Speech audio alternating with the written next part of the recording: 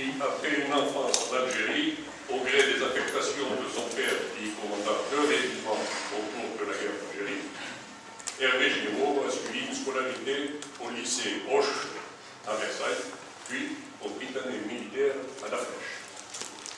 Entré à l'école navale en 1966, il a servi la marine pendant 40 années bien remplies, au cours desquelles il a eu le très grand privilège d'exercer 5 commandements à la mer, dans l'océan Indien, l'océan Pacifique et au sein de l'escadre de l'Atlantique, puis de la force d'action navale basée à Toulon.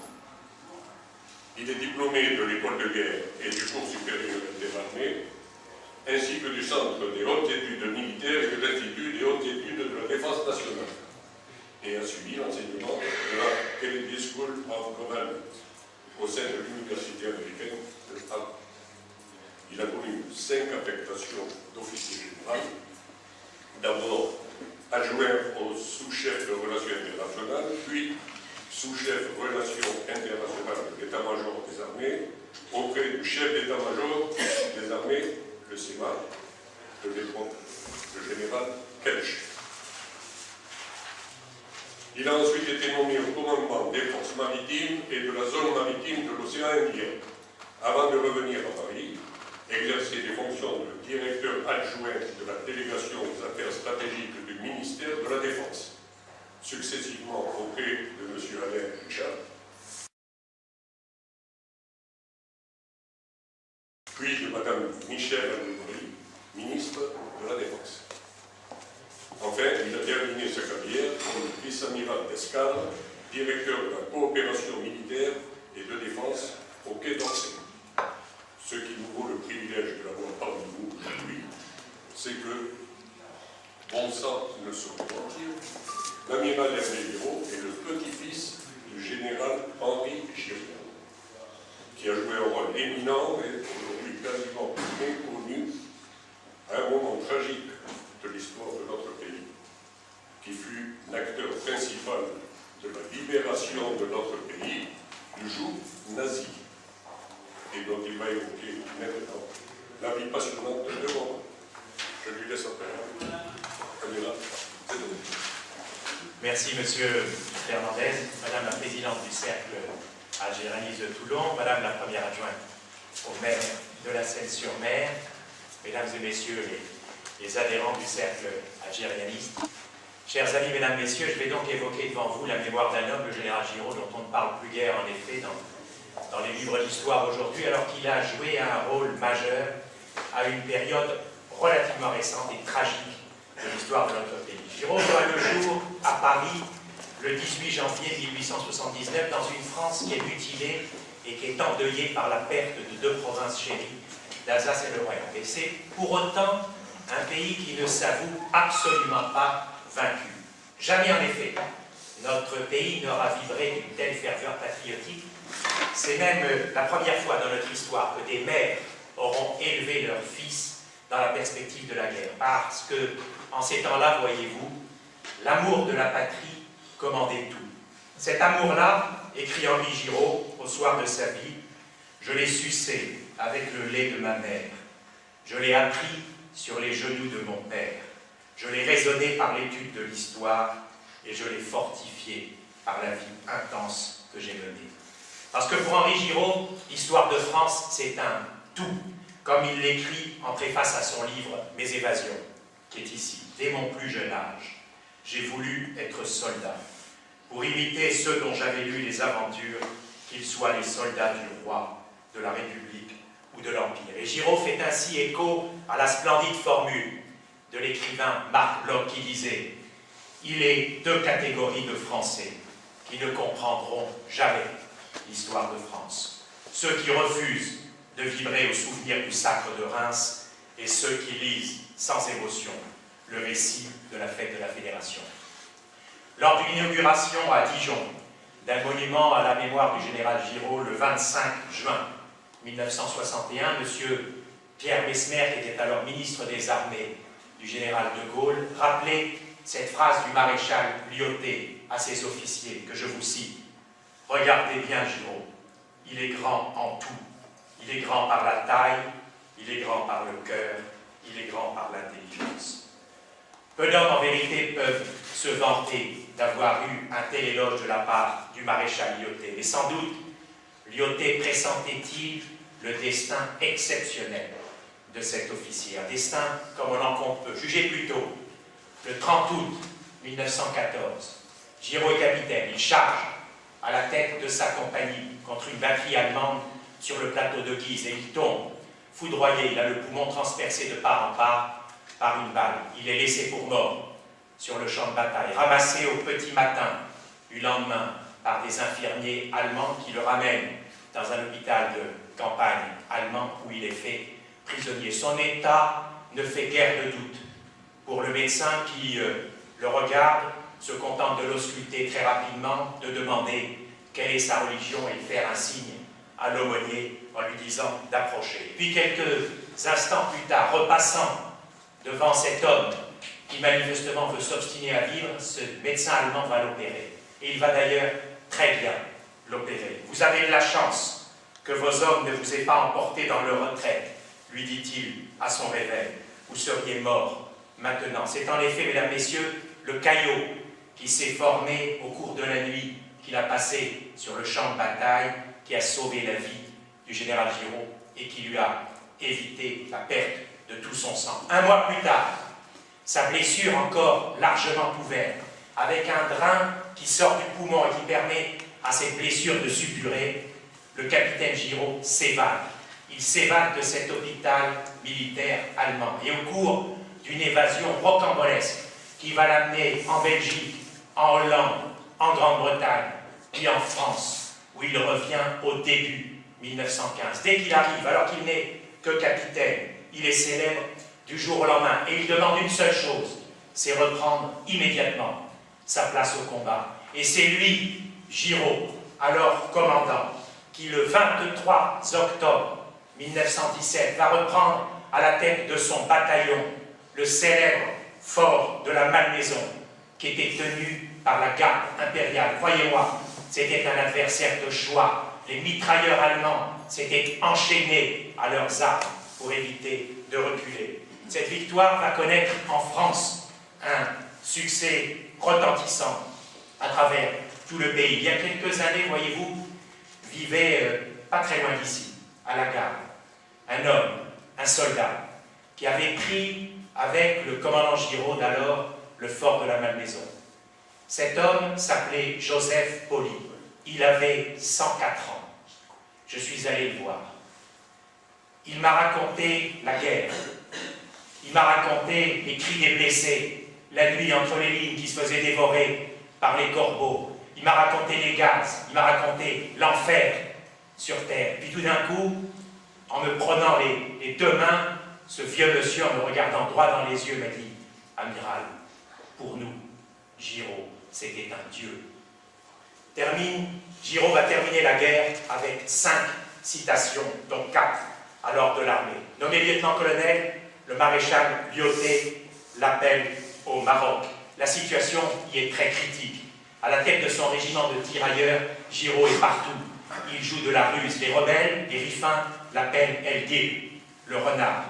Dans une lettre à son frère, datée du 17 mars 1925, Giraud écrit « Que l'on sache bien à Paris que la lutte est de nouveau très sérieuse, qu'il ne s'agit pas de Riffins, mais d'Allemands. Ce sont des tranchées allemandes que j'ai prises. C'est de l'artillerie. Ce sont des mitrailleuses allemandes qui tuent les tirailleurs et les Français. » Et s'affranchissant des ordres reçus, Giraud sauve la ville de Taza. Il portera d'ailleurs éternellement le nom de sauveur de Taza. C'est l'époque où, comme je le disais précédemment, Lyautey le montre en exemple à ses officiers. Regardez bien Giraud, il est grand en tout. Même écho du bas en haut de la hiérarchie, Bournazel, l'homme à la veste rouge, le héros légendaire qui avait bercé toute une génération d'officiers, écrit de Giraud à ses parents « Ce chef est un dieu pour moi ». D'ailleurs, un soir, alors qu'il est complètement assiégé par les Riffins, qu'il a vécu jusqu'aux extrémités de la peur, Bournazel connaît lui aussi cet homme qui est le courage à l'état pur, le brave parmi les braves. Il connaît aussi sa nuit de Gethsémani qu'il a raconté ainsi. Je vous cite Bournazel. J'ai fait le tour de ma pauvre défense. J'ai causé avec les hommes et j'ai constaté qu'il en manquait encore une vingtaine environ. Alors je me suis assis, j'ai mis ma tête dans mes mains et je me suis mis à pleurer doucement. J'ai pleuré de détresse morale, je le confesse aujourd'hui, j'ai pleuré aussi de souffrance physique. J'ai pleuré en me suppliant d'arrêter mes larmes. Et je n'ai pu retrouver mon calme qu'au moment où, dirigeant ma pensée vers Tarkhaï Medbo, la silhouette du colonel Giraud m'est apparue. Alors, dans mon désarroi, je voyais ce magnifique soldat, toujours confiant, malgré les épreuves nombreuses auxquelles il était soumis. Alors je me suis raccroché à cette évocation et j'ai séché les yeux honteusement. Giraud est à nouveau très grièvement blessé le 2 août 1925, mais il reprend immédiatement sa place au combat. Et c'est lui, alors colonel, qui capture le chef de la dissidence Rifaine, Abdelkrim. C'est au colonel Giraud qu'Abdelkrim consent à livrer son sabre et toute sa smala de plus de 3000 hommes. Et c'est Giraud qui ramène Abdelkrim et toute sa smala à l'intérieur de nos lignes. Évidemment, la reddition de ce grand chef de guerre, Rifain, fait la une de la presse française et étrangère. Et le colonel Giraud apparaît à la une du Petit Parisien, qui se vante à l'époque d'être le journal le plus lu dans le monde entier, avec son célèbre prisonnier à la une de ce journal. Et on peut lire dans un autre journal, Le Temps, qui décrit le défilé du 14 juillet 1926, les acclamations populaires vont particulièrement au colonel Giraud, qui commande cette merveilleuse phalange. Le colonel Giraud est ensuite nommé professeur d'infanterie à l'école supérieure de guerre à Paris. Nous sommes en 1927. Le général Dufour, qui commande l'école, note que son enseignement, nourri d'une expérience consommée de la guerre en Europe et en Afrique, est à la fois très pratique et très élevé. Et il conclut le professeur, égale chez lui l'homme d'action. Mais curieusement, voyez-vous, mesdames, messieurs, l'enseignement de Giraud à l'école de guerre a inexplicablement disparu. Heureusement, Giraud comptait parmi ses élèves des gens qui sont devenus célèbres, le futur maréchal de l'Arme, le futur général Navarre. Et Navarre a raconté dans ses mémoires le texte que je vais vous lire. J'ai le souvenir d'un exercice sur la carte, c'est Navarre qui parle, dirigé par le colonel Giraud, dans lequel celui-ci fait intervenir des unités de chars rapides, accompagnées d'une infanterie transportée sur véhicules blindés et d'une artillerie motorisée. Mais un exercice de ce genre, poursuit Navarre, ne pouvait être à cette époque qu'un jeu d'esprit, car aucun de ces matériels n'existait et n'était même sérieusement à l'étude dans aucune armée. Alors, ce texte peut apparaître un peu abscon à certains d'entre vous, mais il est capital. En effet, depuis 1918, depuis la bataille de Cambrai, exactement, où le char, pour la première fois, a vraiment fait ses preuves, ce char, ce fameux char, est devenu la véritable obsession des états-majors. Contrairement à ce qu'on veut laisser entendre aujourd'hui, en laissant d'une façon totalement absurde, d'ailleurs, le seul mérite au colonel de Gaulle, qui a écrit 7 années après le texte que je viens de vous citer, en 1934, son livre « Vers l'armée métier », dans lequel, évidemment, il vante les vertus du char, mais d'ailleurs, en oubliant les vertus de la combinaison du char et de l'aviation. Et vous constatez que dès 1927, Giraud, alors colonel, envisage concrètement l'emploi de chars, et plus que cela, 3 ans après, il va mettre lui-même cette théorie en pratique pendant la campagne du Maroc, avec en plus l'emploi de l'aviation. Ce qui m'amène, vous voyez, à m'interroger. Pourquoi est-ce que l'école de guerre, qui possède les cours de tous les officiers qui ont enseigné, je suis bien placé pour le savoir, ne possède-t-elle plus ceux du colonel Giraud?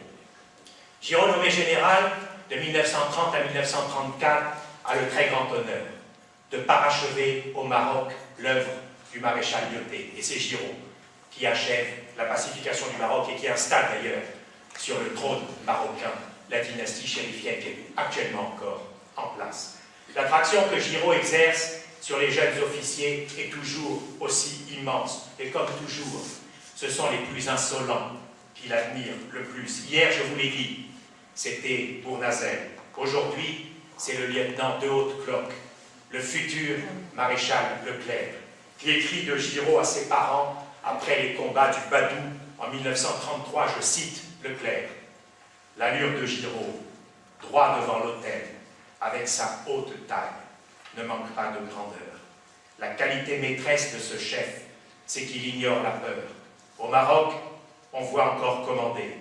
Or, de même que c'est une joie pour un sportif de voir galoper un beau cheval, c'est une vraie joie, je dirais presque artistique, de voir commander un grand chef. » Giraud est nommé commandant de la division Odoran à partir de 1934 et il n'a alors qu'une seule obsession, c'est préparer sa division à monter dans le nord de la France, parce que pour lui, l'histoire est écrite. Depuis septembre 1935, les autorités françaises savent d'ailleurs très bien qu'Hitler veut réoccuper la zone démilitarisée. Et il faut donc désigner un chef énergique à l'armée française. Le choix de l'armée, rassurez-vous, il est unanime, il se porte sur Giraud. Mais il y a, à l'époque, des oppositions politiciennes à cette nomination. Curieusement, voyez-vous, celles-ci vont disparaître tout d'un coup, parce que le 5 mars 1936, au soir, Hitler va prononcer un discours d'une rare violence. Le lendemain, par décret du 6 mars 1936, Giraud est nommé gouverneur militaire de Metz. Metz qui est la véritable capitale militaire de la France et commandant la 6e région militaire. Le jour même où Giraud est nommé, la Wehrmacht préoccupe la Rhénanie. Aussitôt, Giraud presse l'état-major de riposter. « Laissez-moi faire, dit-il.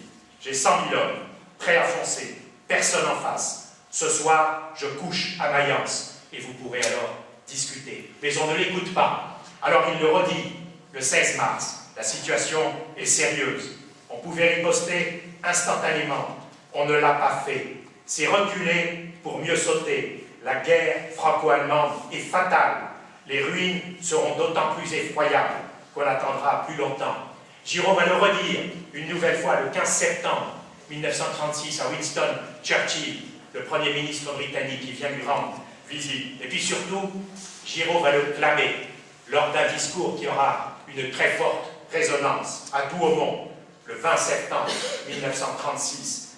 Discours dans lequel Giraud vante les vertus d'effort, d'application et de travail. Il fustige alors la loi des 40 heures. Et je dois dire qu'il ne mâche pas ses mots. Je voudrais vous citer une anecdote. Le 24 novembre 1937, Édouard Daladier, alors ministre de la Défense, va faire un voyage d'inspection dans la Sarre. Il est donc avec le général Giraud qui lui a organisé cette visite. À un moment, Giraud s'arrête et regardant l'Allemagne en face, il dit au ministre, en face, monsieur le ministre, il travaille 48 heures.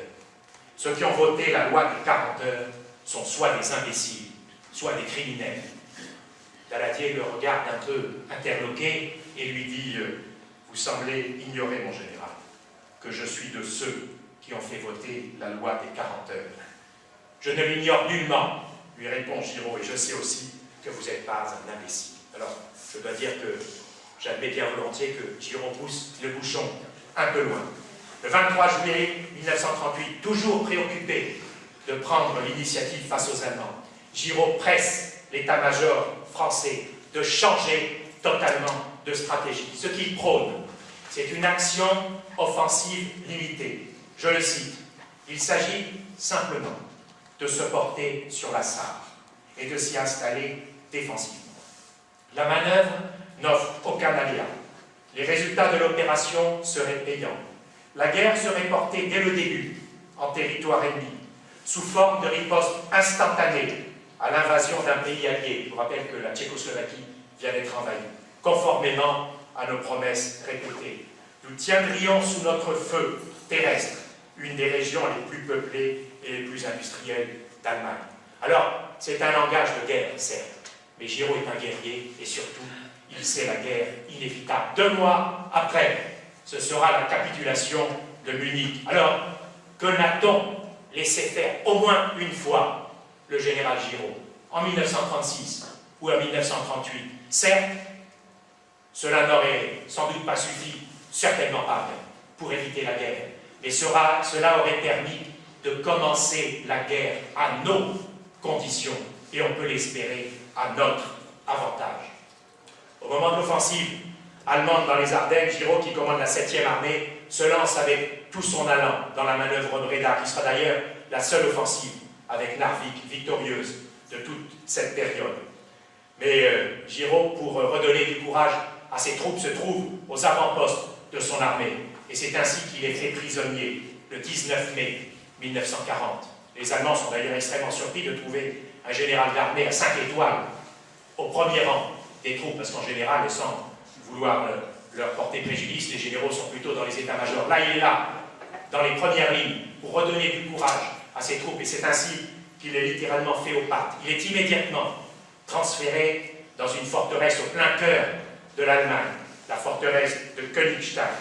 Quand il arrive, on lui demande de prêter serment, qu'il ne va pas s'évader, parce que les Allemands connaissent très très bien et leur histoire et les personnes qu'ils ont en face d'eux, et ils savent que Giraud s'est déjà évadé lors de la Première Guerre. Non seulement il refuse de prêter serment, mais il leur annonce au contraire qu'il fera tout pour s'évader.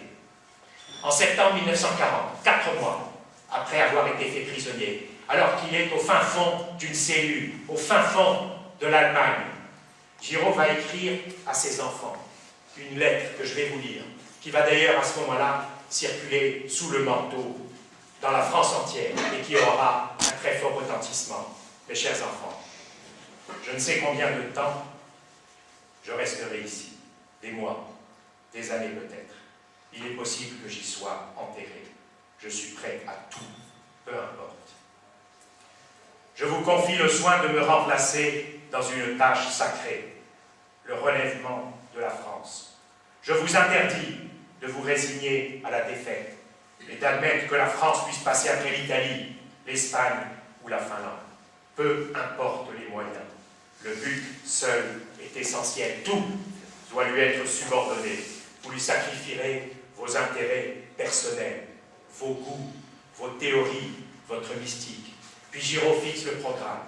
Les esprits sont faits en France. L'instruction est faite aux colonies. Le matériel est fait à l'étranger. Et il conclut. Mais avant tout, chers enfants, que les esprits soient à la hauteur de leur tâche, qu'ils veuillent être français, totalement. Rappelez-vous qu'une bourrasque passe, mais que la patrie reste. Une nation vit quand elle veut vivre. Répétez cela autour de vous. Forcez les autres à penser comme vous, à travailler comme vous. Nous sommes sûrs du succès si nous savons vouloir. Résolution, patience, décision. Je regrette, mesdames, messieurs, vous voyez, que cette très belle lettre ne soit pas aujourd'hui encore lue dans les écoles et qu'on ne cite toujours que d'autres discours, certes beaux aussi, certes vibrants, mais qui n'ont pas été écrits au fin fond d'une cellule en plein cœur de l'Allemagne par un homme qui a toutes les chances d'y mourir.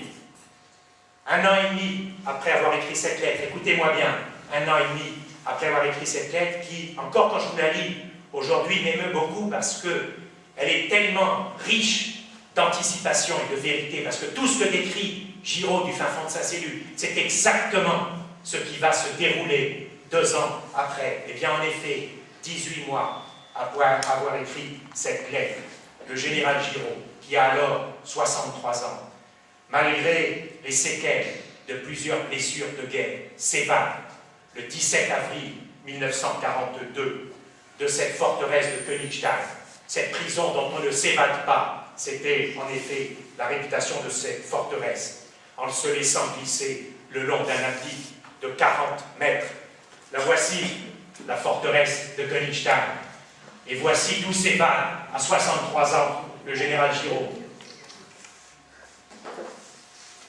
Et cet applique que vous venez de voir, il est d'autant plus impressionnant que, à son arrivée à Königstein quelques mois avant, le général Giraud est quasiment complètement infirme des suites de sa blessure reçue pendant la guerre du Rif, de sa première blessure laissée pour mort sur le champ de bataille, et il a une sciatique qui fait qu'il ne peut pas bouger sa jambe. Eh bien, c'est cet homme, le même, qui va franchir un parapet haut de 1,40 m, une vraie forteresse. Et avant d'entamer une descente sous le tir très probable d'une sentinelle, dépendant tout entier de la force musculaire de 2 de ses camarades, âgés, qui laissent filer une corde faite d'un câble léger et de bouts de ficelle que Giraud a tissé lui-même pendant ces 2 années de captivité. Cet exploit insensé, Giraud lui accorde 10 lignes dans son livre « Mes évasions », qui est ici. Je vous les cite. « Je me débarrasse de ma pèlerine et demande à Lebleu, c'est un de ses 2 amis qui va m'aider, de m'aider à enjamber le parapet, car la blessure de ma jambe droite m'interdit certains mouvements. Me tenant solidement au barreau du créneau, je m'assieds sur la barre de bois qui me sert de siège, et lâchant le barreau pour empoigner le câble à 2 mains, je me laisse descendre par mes 2 amis qui filent lentement la corde. Mes pieds et mes mains freinent ma descente contre les parois du rocher. Giraud va traverser l'Allemagne, et grâce à l'héroïsme d'un certain nombre de Lorrains et d'Alsaciens, qui vont d'ailleurs le payer de leur vie, il arrive en France. Plusieurs années plus tard, voyez-vous, le maréchal Juin écrira à propos de l'évasion du général Giraud. Le 17 avril 1942, le général Giraud s'évadait de la forteresse de Königstein. Cette évasion fut un véritable fait d'armes militaire.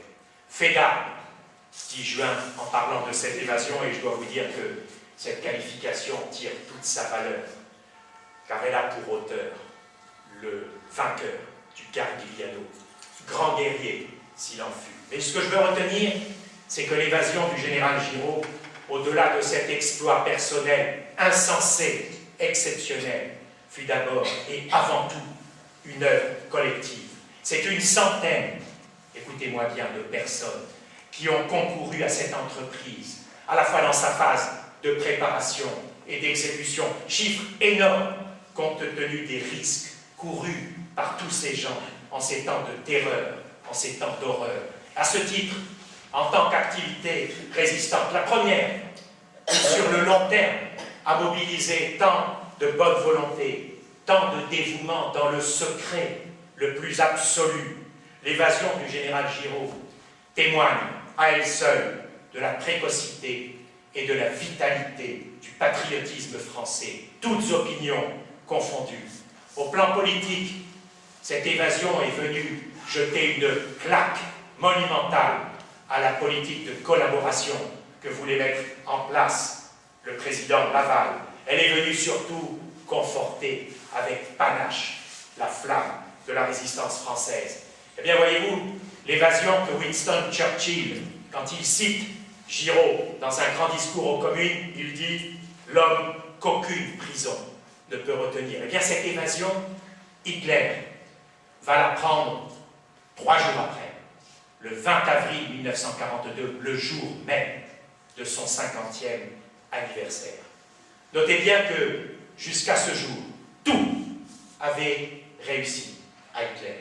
À partir de ce jour, notez-le bien, regardez l'histoire, les vents vont commencer à lui être contraires. J'espère qu'un jour, les historiens honnêtes de l'avenir qui vont se pencher sur cette période vont peut-être considérer que c'est ce camouflet que lui aura infligé en plein cœur du Reich cet officier général français en s'évadant qui aura finalement marqué le tournant de la guerre.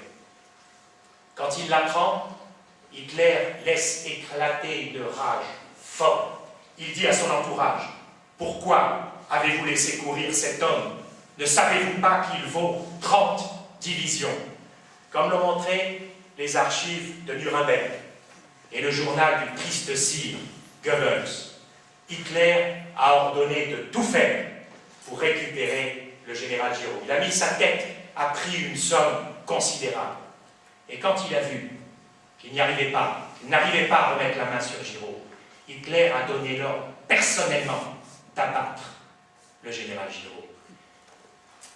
Parce que Hitler a très vite compris que Giraud présentait pour l'Allemagne, lui, un énorme danger. Je précise que Hitler n'a donné l'ordre d'abattre que 2 généraux français, dont Giraud, l'autre étant Védon. Giraud prend en effet, dès son arrivée sur le sol de France, alors qu'il vient de s'évader, le commandement de toute l'armée clandestine. Il met sur pied avec les Américains immédiatement un plan pour la reprise des hostilités. Il est alors totalement traqué par la Gestapo française, par la Gestapo allemande. Il change de refuge, très souvent en catastrophe, avec sa famille, celle qui lui reste, les autres combattent. Très souvent en catastrophe, et sa famille va le payer très cher, comme on ne le sait pas assez. Alors, un questionnant va peut-être à l'esprit, pas forcément à cette assemblée, mais éventuellement à quelques historiens qui voudraient s'y pencher. Pourquoi le général Giraud, qui vient de s'évader d'Allemagne, ne rejoint-il pas alors le général de Gaulle à Londres, comme évidemment le général de Gaulle le lui demande instamment, évidemment, pour neutraliser un rival potentiel. Il y a bien sûr plusieurs raisons à cela, mais la principale, mesdames, messieurs, la principale, parce que Giraud n'est pas quelqu'un de tortu dans sa tête, la principale raison, c'est que le président Roosevelt, le président américain, qui attend en vain un homme français pour remettre la France dans la guerre, il sait qu'il tient cet homme avec Giraud. Et donc, dès que Giraud arrive en France, il est contacté par le président américain pour reprendre le combat. Or, mesdames, messieurs, avec cette perspective toute nouvelle de l'irruption des Américains sur le théâtre européen, mais la guerre change totalement de nature, de dimension. Et ceci renouvelle d'ailleurs tellement la donne que l'entreprise gaulliste, qui a été débutée avec panache en juin 1940, et s'en trouve de facto complètement marginalisée. D'ailleurs, le général de Gaulle lui-même, à l'époque, connaît des doutes très sérieux sur l'avenir de la France libre.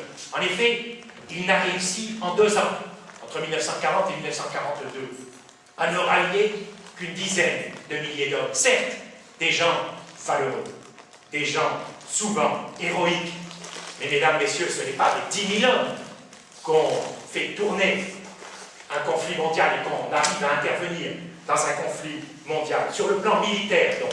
Et ce n'est pas faire œuvre polémique de le dire, sur le plan militaire. L'entreprise gaulliste est un échec. 10 000 hommes, simplement. Même si ce sont des héros, ça ne suffit pas pour changer le cours d'une guerre.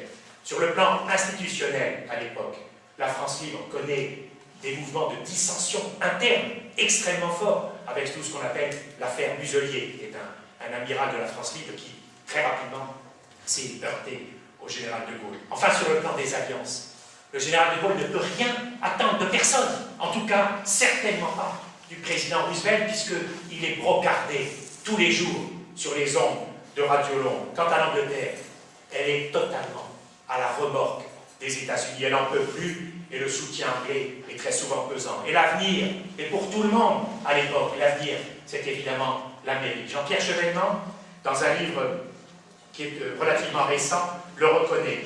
Dans son livre qui s'intitule « La France est-elle finie ?» Il explique que c'est pour cette raison que le futur président de la République, François Mitterrand, a immédiatement choisi la résistance girodiste plutôt que la résistance gaulliste, parce qu'il a tout de suite compris que Giraud possédait dans sa main des atouts considérables. Le premier atout de Giraud, c'est qu'il a toute l'armée clandestine, qui est là, 100 000 hommes quand même. Et ce sont des hommes qui sont, certes, désarmés, mais qui ont la volonté de se battre, soit 10 fois plus que les 10 000 que je vous ai cités auparavant. Il a aussi l'armée d'Afrique. L'armée d'Afrique, c'est plus de 200 000 hommes. Il a aussi la flotte, qui ne sait pas encore s'aborder. Il a les services spéciaux. 4 atouts fondamentaux, énormes, que De Gaulle ne peut évidemment plus du tout espérer avoir dans son jeu. Pourquoi? Il y a eu Merce-Kévir, qui a été une tâche forte. Il y a eu l'affaire de Dakar, qui a été, là aussi, qui a fait du mal. Mais il y a surtout eu, mesdames, messieurs, on n'en parle jamais, mais de la guerre franco-française en Syrie, dans lequel, sous les ordres directs du général de Gaulle, des Français ont tiré contre d'autres Français et ont fait 10 000 morts. Et on comprend donc que le général Giraud donne immédiatement suite à la proposition américaine, qui est la seule dans son esprit susceptible d'arriver au but ultime de Giraud, celui pour lequel il s'est évadé, celui de toute sa vie, qui est la défaite de l'Allemagne.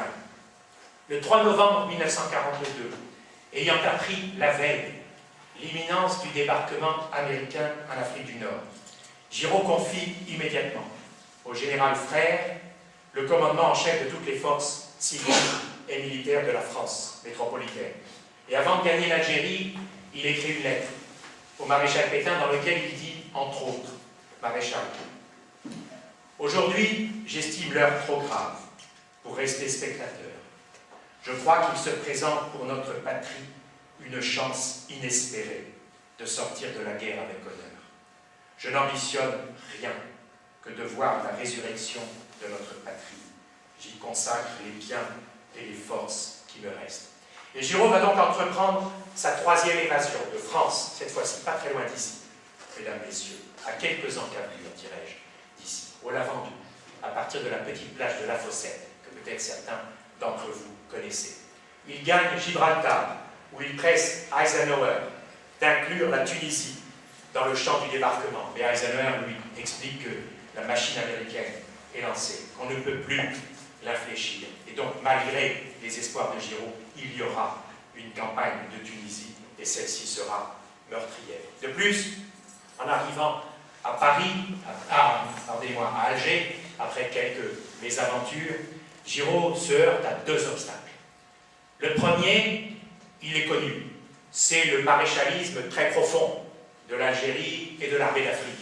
Mais Giraud le savait, et c'est pour ça qu'il avait demandé aux Américains un petit peu de temps pour préparer cette population qui, dans le fond, était tout à fait hostile aussi à l'Allemagne, qui nécessitait d'être préparée. Mais le deuxième obstacle que Giraud rencontre, et alors celui-ci, il est totalement imprévu, c'est la présence à Alger, le 8 novembre 1942, de l'amiral Darlan, qui est au chevet de son fils, qui est très grièvement malade à l'hôpital d'Alger.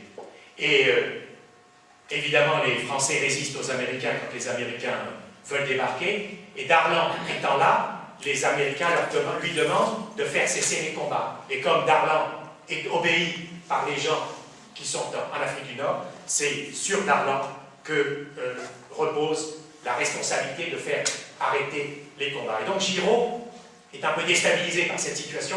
Il a deux solutions.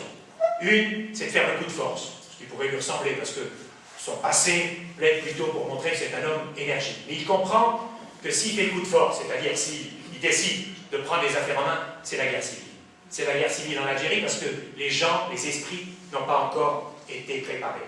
La deuxième option, ce serait de composer, au risque de paraître faible. Eh bien, c'est cette option que choisit Giraud parce qu'il y a une autre priorité à ses yeux, autrement plus importante, c'est de réagir à la foudroyante réaction elle-même du maréchal Kesserling en Tunisie, réaction contre les débarquements américains. Et Giraud va donc se lancer avec Juin dans toute cette bagarre. Et c'est ainsi que va commencer l'œuvre historique, réellement historique, du général Giraud. Elle va se dérouler du 14 novembre 1942, date de sa directive numéro 1 à l'armée française, au 8 avril 1944, date de son limogeage. Elle va se dérouler à un rythme effréné puisque en moins de 15 mois, le général Giraud va accomplir les 5 actions majeures suivantes. La libération de la Tunisie, la libération de la Corse, le lancement du corps expéditionnaire français en Italie, la résurrection, le réarmement de toute l'armée française et l'union de tous les Français combattants. Je vais vous dire quelques mots de ces différentes actions. La première, donc, la libération de la Tunisie. Le 19 novembre 1942, Giraud relève donc l'ultimatum de von Arnim et il lance dans la bataille de Tunisie 60 000 soldats français. Un correspondant de guerre anglais les dépeint ainsi. Habillés de loques, armés d'antiques tromblons et de quelques 75, dépourvus de tout transport, leur vaillance était stupéfiante, car ils n'avaient aucune chance devant l'équipement moderne des Allemands. Je précise que mon père, alors capitaine, faisait partie de cette troupe envoyée par Giraud en Tunisie contre les soldats de von Arnim et de Rommel. Eh bien, voyez-vous, ces soldats vont pendant 5 mois faire la preuve d'une vaillance et d'un héroïsme quotidien. Mais le bilan sera terrible. Plus de 10 000 morts, blessés, disparus. Et voyez-vous, le 20 mai 1943, aux côtés d'Eisenhower, avec qui le général Giraud a, malgré la disproportion des forces, mené le combat en alter ego. Eh bien, Giraud et Eisenhower assistent au défilé de la victoire à Tunis. 250 000 prisonniers et un matériel énorme. C'est la première grande victoire de l'armée française. Le président américain Roosevelt adresse ce message au général Giraud. En général, j'exprime l'admiration du peuple de l'Amérique en saluant la brillante contribution des forces françaises sous votre commandement, qui vient d'aboutir hier à la délivrance de Tunis et de Bizerte. Les soldats de France ont montré qu'ils n'attendaient que l'occasion de bondir à nouveau contre les oppresseurs nazis. Ce précédent, si victorieusement réalisé, marque l'aube du jour où les Nations Unies, travaillant ensemble, rendront la France à son peuple. Giraud choisit de répondre sobrement au président américain. Je cite Giraud. « Je suis certain que lorsqu'elles auront reçu tout l'armement qui leur est nécessaire, Monsieur le Président, les troupes françaises étonneront encore le monde dans les batailles qui aboutiront à la délivrance de notre patrie.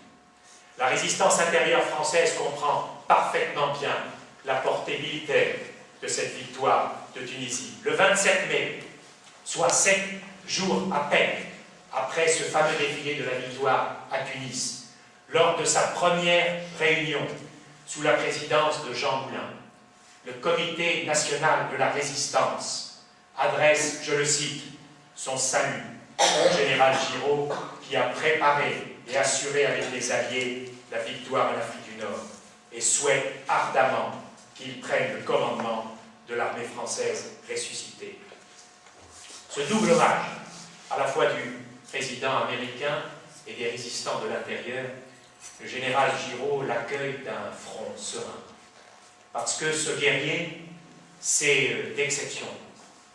C'est que dans la vie, malheureusement, il peut y avoir une loi terrible, une certaine loi des compensations. Alors celle-ci peut être ridicule, dérisoire.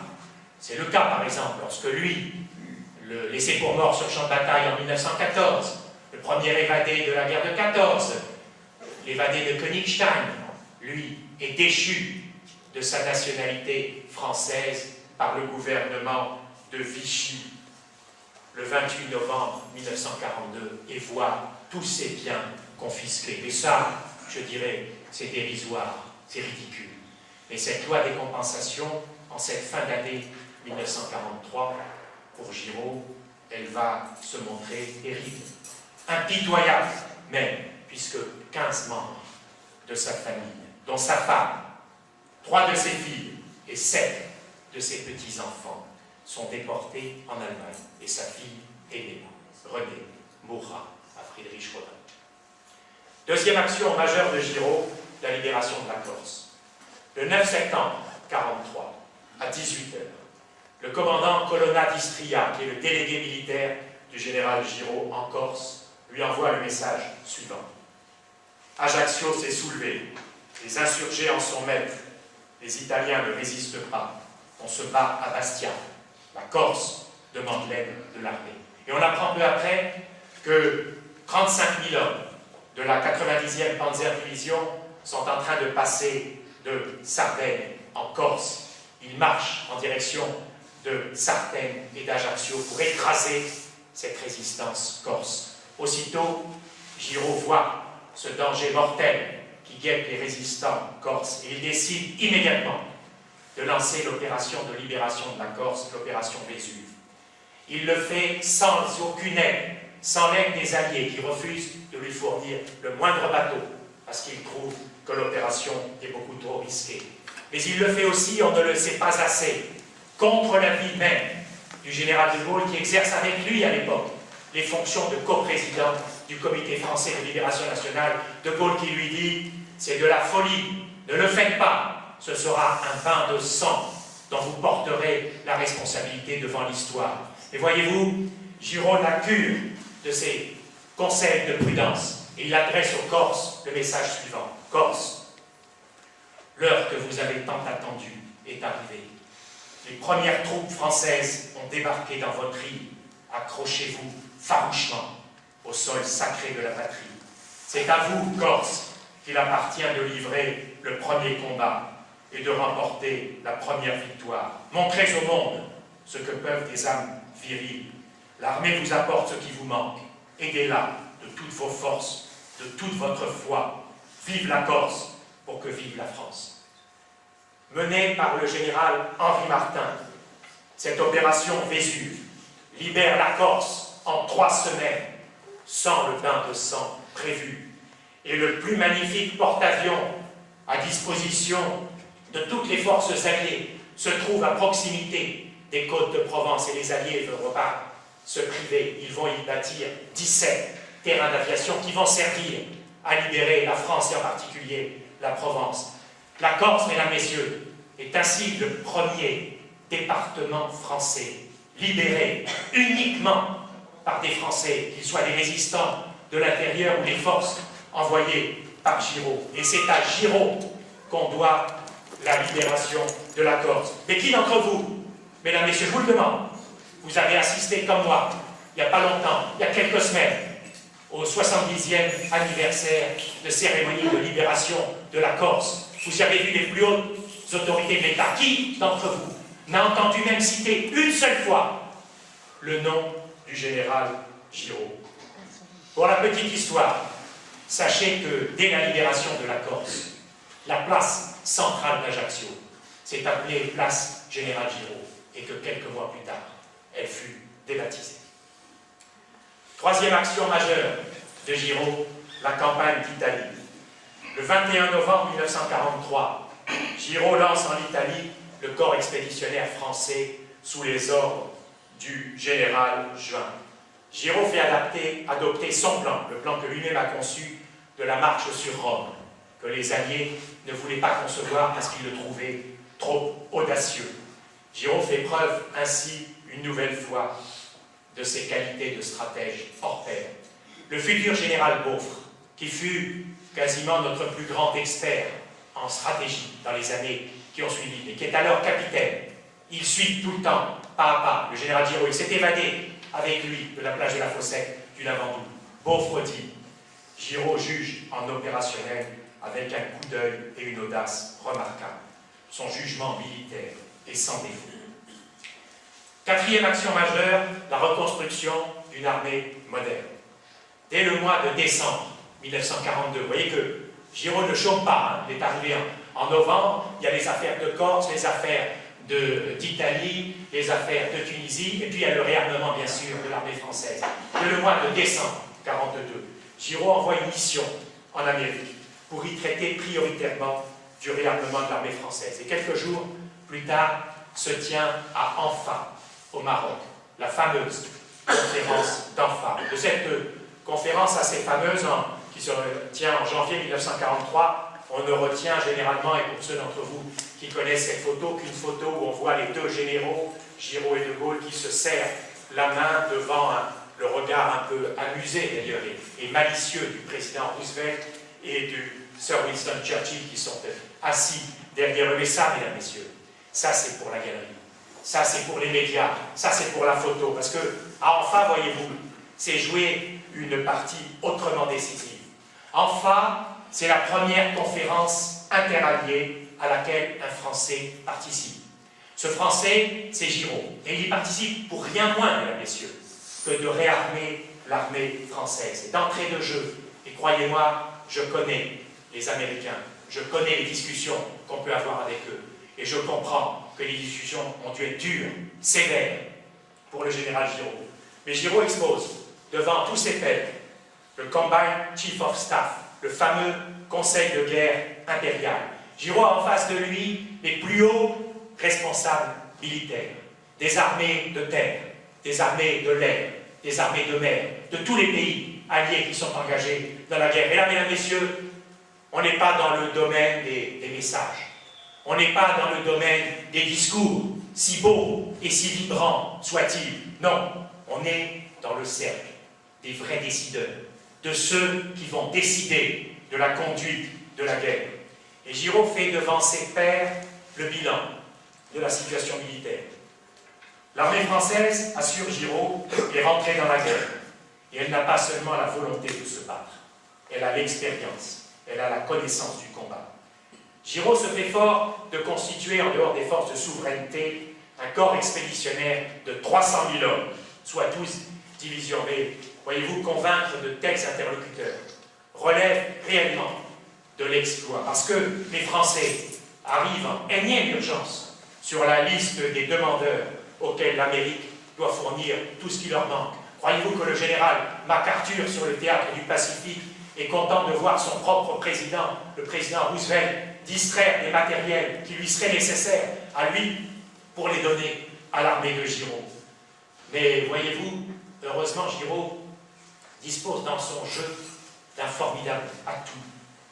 Cet atout, c'est la réputation guerrière des troupes françaises qu'elles ont acquises par leurs exploits quotidiens et leurs sacrifices en Tunisie.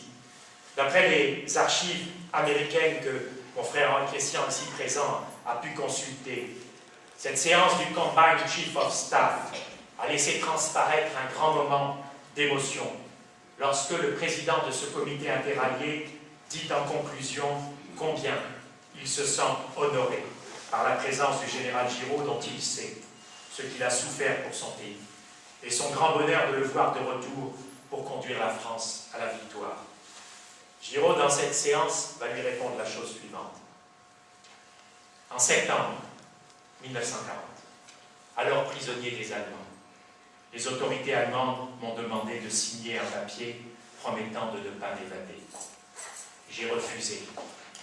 Elles m'ont alors demandé si j'envisageais de m'évader, comme je l'avais fait en 1914. Je leur ai répondu, ne vous souciez pas de ce à quoi je pense. Vous êtes mes geôliers, je suis votre prisonnier. Il est de votre devoir de me garder, comme il est du mien de m'évader.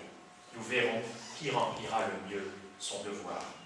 Eh bien, poursuit Giraud, messieurs, cela m'a pris 2 ans pour m'évader. Mais maintenant, je suis de nouveau parmi vous. Fait unique dans les annales de ce Combined Chief of Staff, ses membres se sont levés et ont alors applaudi l'intervenant. Mais il fallait à Giraud, après avoir obtenu l'adhésion des chefs militaires, encore arracher la décision du président Roosevelt. Et là encore, Giraud va savoir trouver les mots pour convaincre le président américain. C'est un succès complet, écrit en conclusion le général Beaufre, dont je vous parlais tout à l'heure, et qui accompagne Giraud. Le plan comporte 3 divisions blindées, 8 divisions motorisées, 500 chasseurs, 300 bombardiers, 200 avions de transport.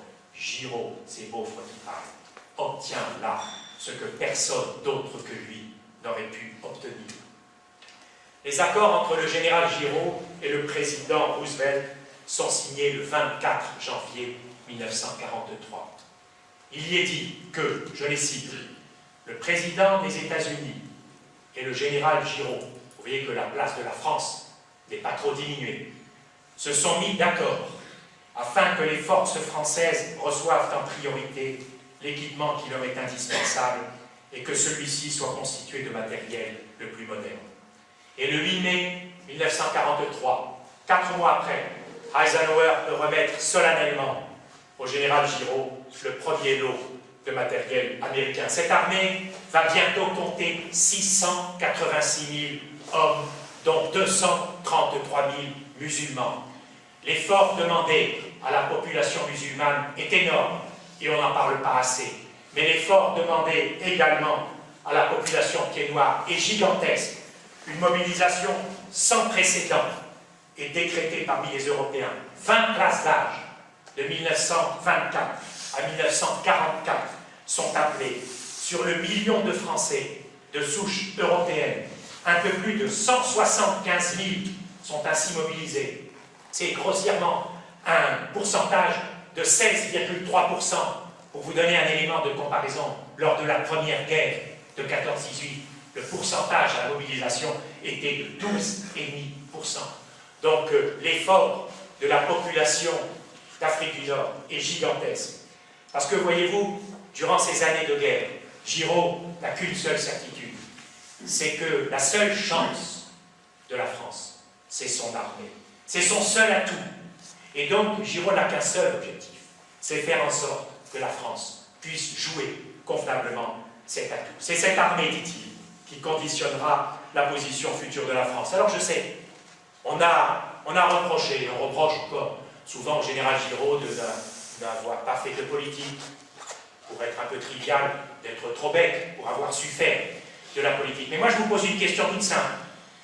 Y a-t-il, en temps de guerre, une responsabilité plus importante pour un responsable politique que de redonner à sa population qui a été humiliée par un ennemi la possibilité, la capacité de se battre à nouveau et de prendre sa revanche. Et je dois dire que les historiens commencent petit à petit à en prendre conscience.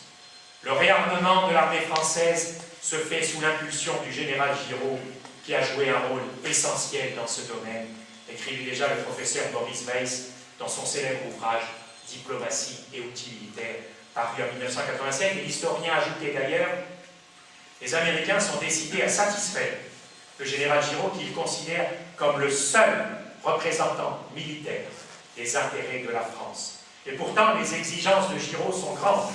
Il veut obtenir le maximum de moyens des Américains tout en conservant à l'armée française une autonomie d'action. » Dans sa récente histoire de l'armée française de 1914 à nos jours, le professeur Philippe Masson est encore plus catégorique. Il écrit « On ne peut oublier que c'est à Giraud seul que l'on doit la renaissance d'une armée française. » Et donc, mesdames, messieurs, sans Giraud, pas d'armée française. C'est pas moi qui le dis, ce sont les historiens, et ce sont les faits historiques qui le prouvent. S'il n'y a pas d'armée française, il y a simplement un corps de volontaires français qui sert à point aux forces alliées. Et s'il n'y a pas une véritable armée française qui compte dans le combat, il n'y a bien sûr pas de véritable participation d'une armée constituée à la libération du territoire, et il n'y a bien sûr pas participation de la France à la signature de l'armistice à Berlin. Il est donc temps de reconnaître ses mérites à celui qui fut, comme Carnot, le siècle auparavant, l'organisateur de la victoire. Il est temps d'en finir avec une réécriture de l'histoire à des fins uniquement partisanes.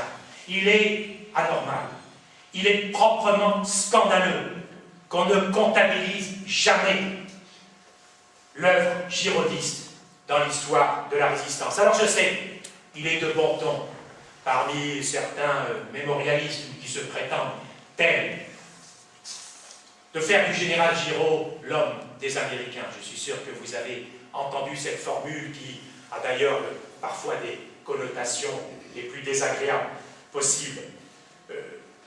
Comme si le général Giraud n'avait en somme servi que les intérêts américains. Je préviens ceux qui disent ceci que lancer le débat à ce niveau a quelque chose de parfaitement dégradant. Mais pas pour le général Giraud, pour le général de Gaulle. Savez-vous qu'en vertu des accords du 7 août 1940, c'est du Trésor britannique, que le général de Gaulle reçoit sa paie tous les mois. C'est le gouvernement britannique qui lui donne l'autorisation, quand il le veut, de pouvoir se déplacer.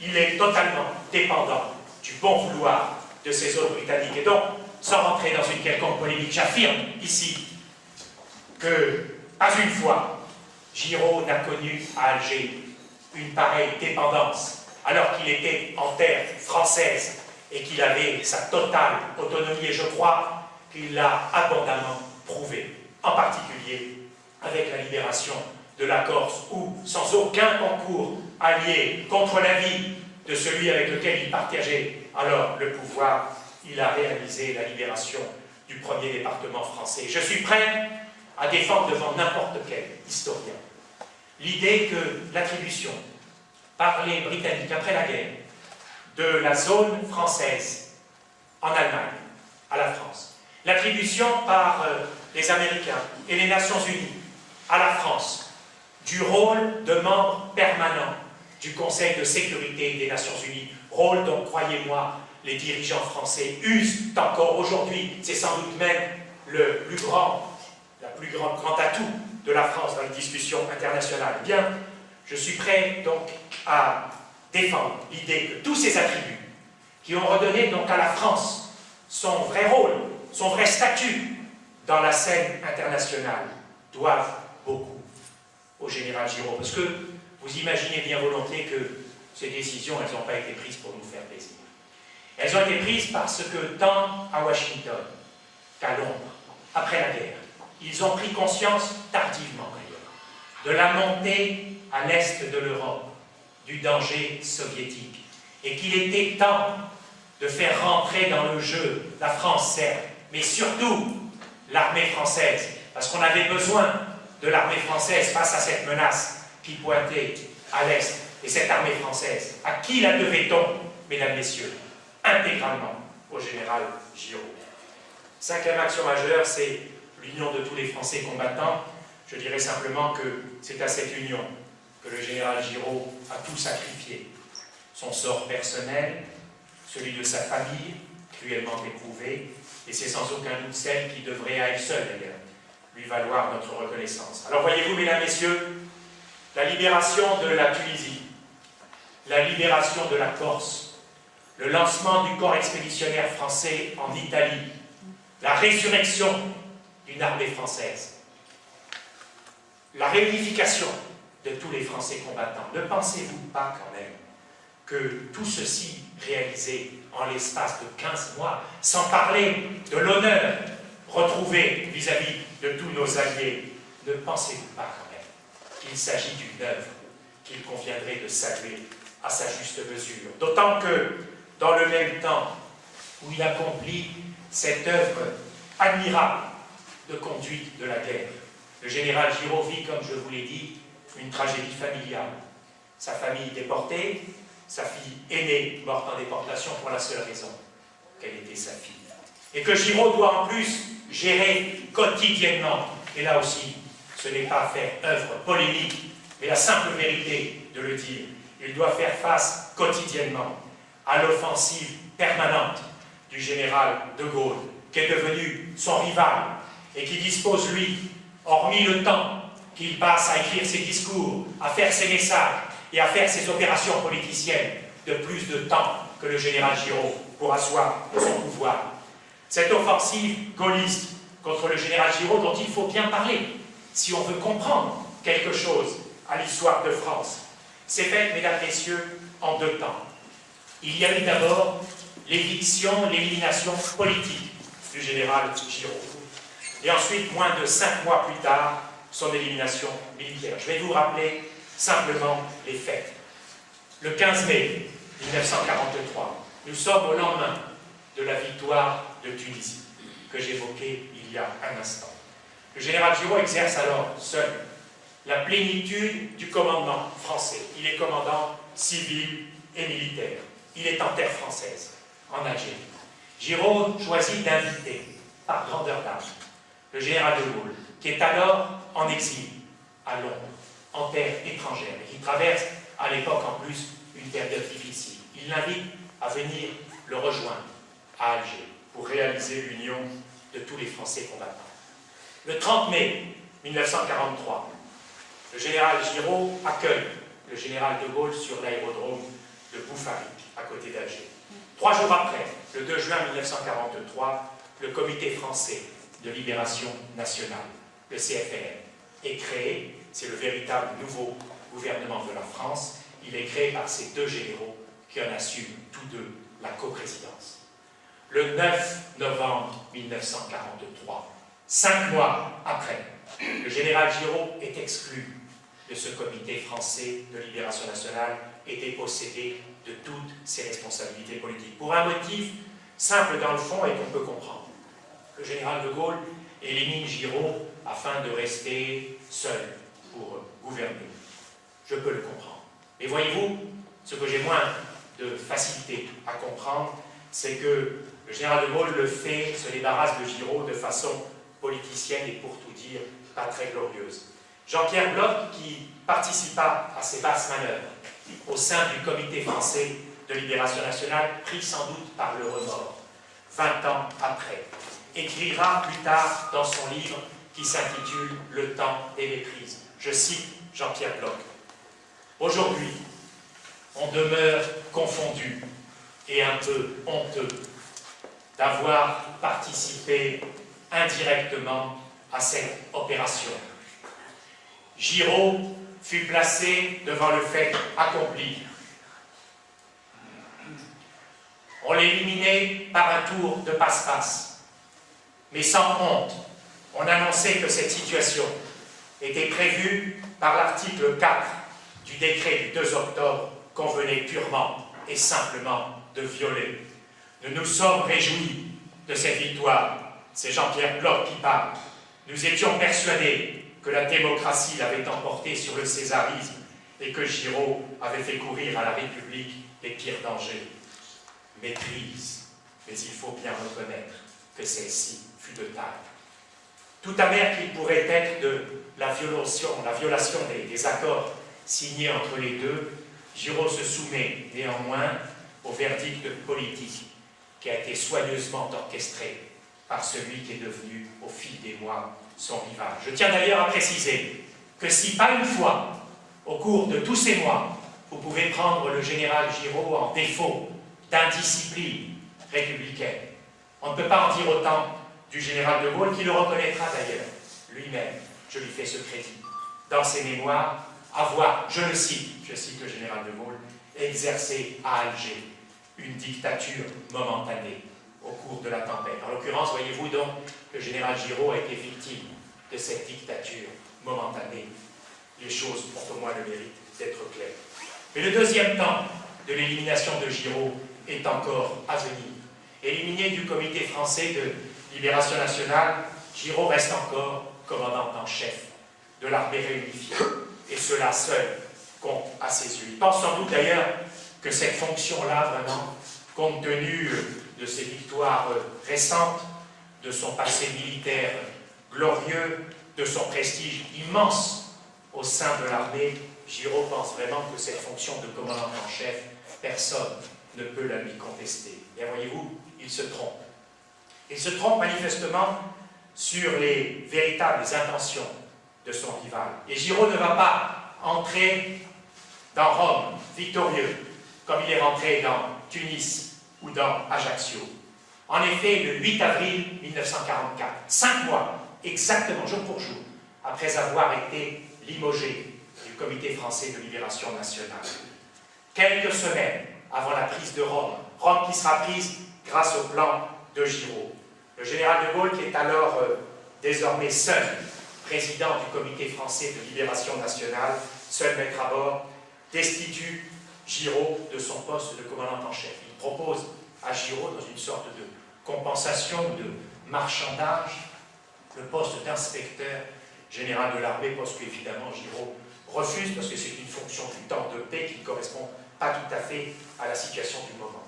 Et donc l'histoire retiendra que cette destitution du général Giraud s'est faite par suppression, vous m'entendez bien, on est en temps de guerre, on supprime purement et simplement le poste de commandant en chef des forces françaises. C'est proprement hallucinant et contraire, bien sûr, à tout ce qui s'enseigne dans toutes les écoles de guerre du monde. Et d'ailleurs, le général de Gaulle se fait discret dans ses mémoires sur cet épisode. Mais à l'époque, interrogé par des journalistes le lendemain de l'éviction et de la suppression du poste de commandant en chef, qui était quand même surpris, à l'occasion d'une conférence de presse, le général de Gaulle dit « Mais il y a déjà un commandant en chef. Il est américain et il s'appelle Eisenhower. » Alors moi je vous pose la question, qui est inféodé à qui? Qui est l'homme de qui? Et je me permets de remarquer qu'on est quand même loin, là, voyez-vous, de l'exemple de la bataille de Tunisie, où je vous l'ai dit, malgré la disproportion des forces, Giraud et Eisenhower président le défilé de la victoire à Tunis. On est loin aussi de ce 29 mai 1943, la veille même du jour où le général de Gaulle va arriver à Alger, où le général Giraud a en face de lui, devant le front des troupes françaises, le général Eisenhower. Et le général Giraud décore le général Eisenhower des insignes de Grande Croix de la Légion d'honneur sur le front des troupes françaises. Voyez-vous, encore aujourd'hui, que le général de Gaulle est ainsi aliéner la souveraineté nationale en supprimant le poste de commandant en chef avant la grande bataille d'Europe a, pour moi, même quand j'y réfléchis encore, même si je vois bien les raisons politiciennes, à cela quelque chose de révoltant, quelque chose d'incompréhensible. Pour vous aider à comprendre, c'est par exemple comme si Winston Churchill avait éliminé Montgomery, qui commandait les forces britanniques, pour la raison qu'il y avait déjà un commandant en chef qui s'appelait Eisenhower. Rassurez-vous, les Anglais, ils ont une claire conscience de leur devoir national et ils ne l'ont pas fait. Et donc le 15 avril 1944, le général Giraud vient d'être limogé. Il adresse aux forces armées françaises, dont il assure le commandement depuis 18 mois, son dernier ordre général, le numéro 19, je voudrais vous le lire. Officiers, sous-officiers et soldats des armées de terre, de mer et de l'air. La nouvelle organisation de la défense nationale supprime le poste de commandant en chef. Je n'ai plus l'honneur de vous commander effectivement dans la bataille. Ce n'est certes pas sans un serment de cœur. Après vous avoir fait rentrer dans la lutte le 9 novembre 1942, après avoir à votre tête libéré la Tunisie et la Corse, après avoir obtenu de l'Amérique l'armement qui vous permet en Italie de manifester votre valeur, après avoir sonné le ralliement des escadres autour de l'amirauté d'Alger, après avoir tout sacrifié à l'union de tous les Français. Je vous avais donné un seul but, la victoire. Je vous le répète plus que jamais, n'écoutez qu'une voix, qu'un appel, celui de la France, celui de vos familles qui espèrent, qui souffrent, qui meurent. Elles n'ont qu'un seul désir, vous voir délivrer le sol sacré de la patrie aux côtés de nos alliés. Ne les décevez pas, soyez disciplinés, soyez instruits, soyez forts. J'aurais souhaité vous commander jusqu'au bout. Je me contenterai de suivre vos efforts et d'applaudir à vos succès. Ma vie a été assez bien remplie pour que je n'en garde aucune amertume.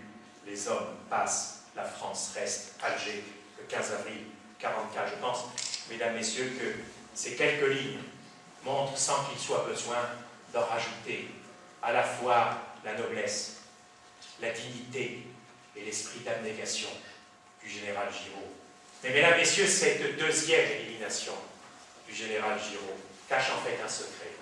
Parce que, à bien y réfléchir, depuis son élimination du Comité français de libération nationale, Giraud ne comptait donc plus du tout politiquement, il ne gênait nullement son rival qui avait obtenu ce qu'il voulait, à savoir être le seul chef du gouvernement de la France. Cette seconde élimination, donc, d'ordre militaire, ne s'imposait absolument pas. Au contraire, comme je vous le disais tout à l'heure, Giraud aurait dû représenter, dans une alliance militaire forcément un peu compliquée, je crois savoir de quoi je parle, avec Eisenhower, qui lui jouait le jeu des Américains, avec Montgomery, qui jouait le jeu des Britanniques. Giraud aurait dû représenter une carte maîtresse dans le jeu français, dans cette alliance forcément compliquée. Si on s'en est donc séparé, c'est qu'il y avait autre chose. Et la vraie raison de l'élimination de Giraud, elle est en effet à chercher ailleurs. Parce que comme Churchill, voyez-vous, Giraud était partisan de frapper l'ennemi dans les Balkans, ce fameux ventre mou de l'Europe, afin, précisait-il, je le cite, de couper la route de Berlin à l'armée rouge. On est en 1943. Je pense que Giraud ne manque pas de vision quand il dit ça. Le général de Gaulle, lui, est partisan de toute autre chose.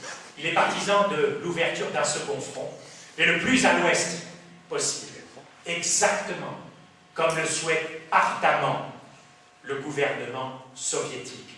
Parce que, mesdames, messieurs, il y a eu pendant toute cette période de la guerre une véritable relation que l'on peut qualifier d'intime entre le général de Gaulle et les soviétiques, qui fut d'ailleurs l'une des clés de cette querelle entre les deux généraux français.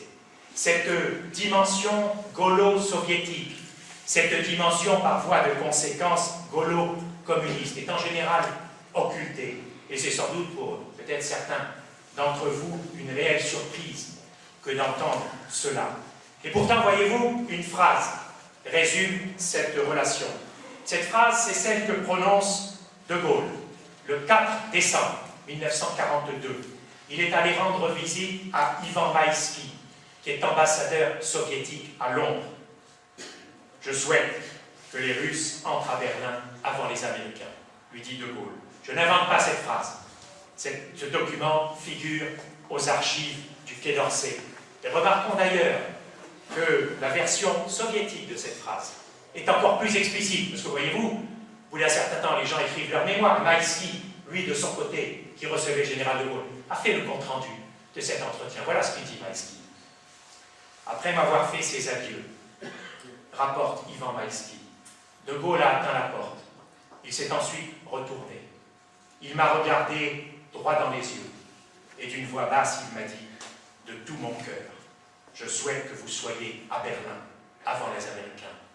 Et c'est donc, mesdames et messieurs, pour plaire aux Soviétiques qui voient d'un très mauvais œil, évidemment, la volonté du général Giraud de pousser sur Berlin que le général de Gaulle choisit de se séparer du général Giraud. Mais comme il ne peut vraiment rien lui reprocher, la seule solution qu'il trouve, c'est de supprimer son poste, supprimer le poste de commandant en chef. C'était quand même le poste de commandant en chef d'une armée en guerre. Et d'ailleurs, sur l'élimination de Giraud, les archives soviétiques, que là encore, mon frère Henri Christian est allé consulter, sont très précises. Le 27 septembre 1943, juste avant que ne commence toute la séquence d'élimination de Giraud, M. Dejean, Maurice Dejean, qui est ambassadeur de De Gaulle à Moscou, signale dans un télégramme: les Soviétiques ne verraient pas volontiers, vous voyez que la phraséologie est convenable, que l'effort principal des armées anglo-saxonnes se dirige vers les Balkans. Ce rappel à De Gaulle, de Staline, de l'hostilité de Staline, d'un plan d'offensive danubienne, 2 semaines simplement après la libération de la Corse, où on voit que Giraud n'est pas quelqu'un qu'on peut facilement contrôler, et quand il veut faire quelque chose, il y arrive, eh bien cette injonction de Staline à De Gaulle la comprend parfaitement. Giraud lui soutient que l'intérêt commande de passer par les Balkans, d'y tendre la main aux forces insurgées du Mihailovitch et de monter sur la Bohème. Stratégie, mesdames et messieurs, qui accessoirement aurait sans aucun doute conduit à terminer la guerre avant la fin de l'année 1944.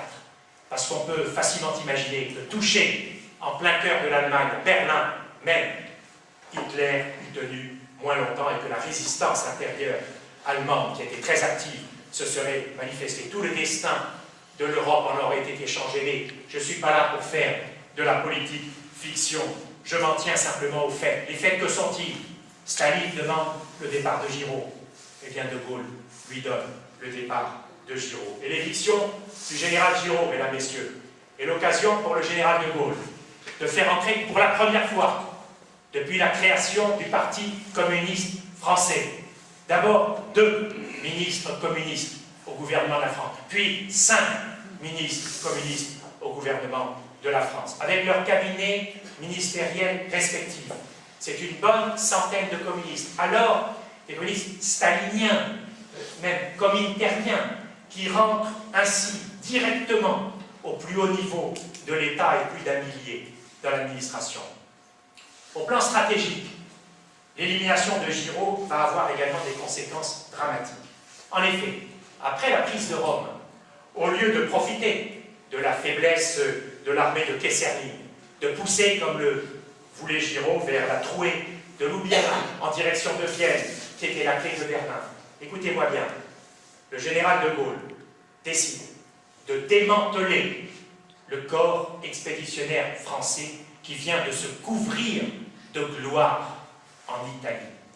Le futur maréchal Juin, camarade de promotion du général de Gaulle, qui commande ce corps expéditionnaire français, qui en connaît les sacrifices, est furieux. Il ne comprend pas et il écrit au général de Gaulle. Je vous lis la lettre du maréchal Juin. Fait rare dans l'histoire, on aura vu une direction de guerre décider de sang-froid que la victoire ne serait pas exploitée et permettre que 2 armées ennemies qu'elle tenait à sa merci s'échappent et se reconstituent. L'histoire jugera, et elle ne jugera pas sans ironie, en déplorant que le bon sens français n'ait pu se faire entendre au Conseil interallié. Mais voyez-vous, c'est justement et précisément pour que ce bon sens français ne puisse pas se faire entendre au Conseil interallié que le général Giraud, commandant en chef, avait été éliminé en pleine guerre et au moment crucial. Et pour les combats libérateurs d'Italie, de France, d'Allemagne, je voudrais que vous écoutiez ce qu'écrivait au général Giraud le général de Montsabert, qui fut l'un des plus purs héros de cette armée française retrouvée. Je veux vous lire cette lettre. Mon général, jusqu'à la dernière minute, j'ai espéré que le bon sens triompherait des passions. Vous êtes victime d'une politique qui marque une pénible étape dans le redressement de la France et de considérations personnelles qui auraient dû céder devant l'intérêt supérieur de la patrie. J'ai une foi profonde en Dieu et dans la France.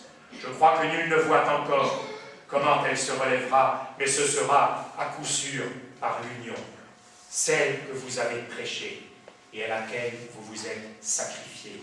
Quand cette heure sonnera, mon général, justice vous sera rendue. En attendant, vous pouvez être assuré que les élèves que vous allez former n'auront qu'un but, assurer la victoire de la France.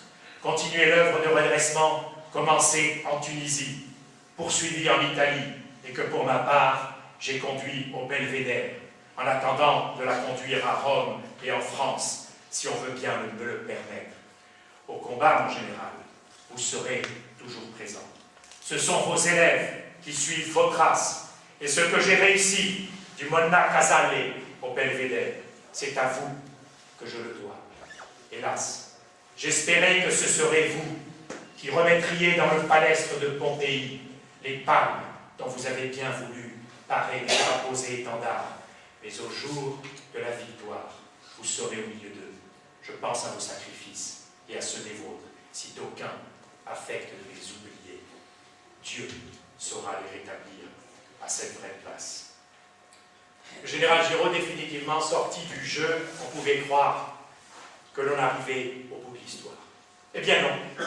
Donc le 21 avril 1944, quelques jours après sa destitution et avoir envoyé l'ordre général que je vous ai lu tout à l'heure, le général Giraud s'installe à Mazagran. Mazagran, c'est un petit village situé à l'ouest de Mostaganem, en Algérie. Il n'a plus aucune fonction. Le 28 août, écoutez bien, le 28 août 1944, il est 18h45. Le général Giraud se promène dans cette propriété de Mazagran.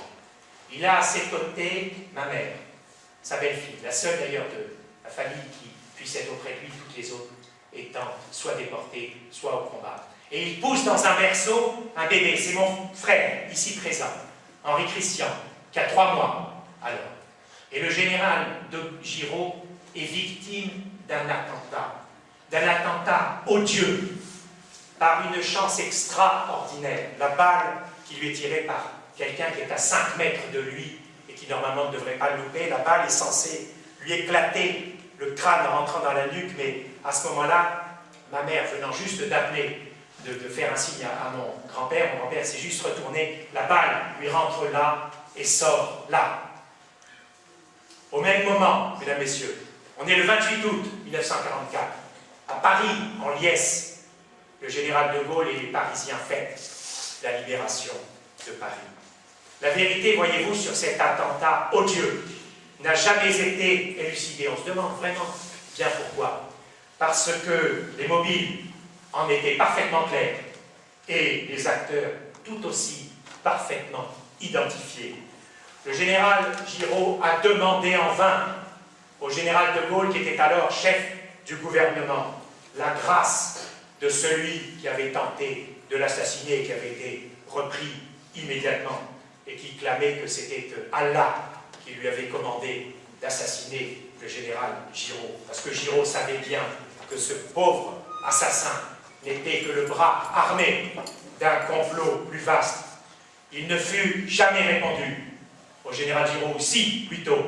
La seule réponse, elle est apportée par le général de Gaulle, le 30 janvier 1945, qui répond par un télégramme au procureur général qui avait demandé et transmis avec avis très favorable la demande de grâce formulée par le général Giraud. Voici ce que lui répond le général de Gaulle. Il s'adresse au général commandant la division d'Oran. On est en janvier 1945. Prière assurée, exécution immédiate de l'homme qui avait attenté à la vie du général Giraud et rendre compte. J'en arrive, mesdames, messieurs, au terme de cet exposé. Il y a donc eu, d'un côté, l'élimination politique, puis l'élimination militaire, enfin la tentative, presque réussie, d'élimination physique. Le crime était presque parfait, diraient certains écrivains. Eh bien, tenez-vous bien, cela ne suffisait apparemment pas. En effet, après une vie recrue d'épreuves que j'ai essayé de vous brosser dans ces quelques instants, vie consacrée tout entière au service de son pays, le corps épuisé par tant de combats, par tant de blessures.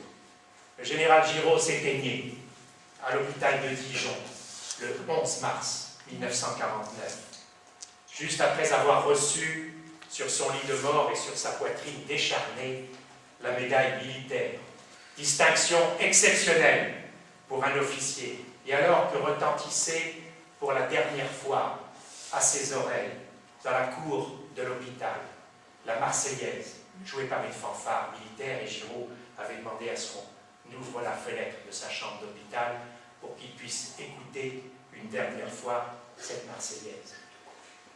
Et puis Giraud s'éteint.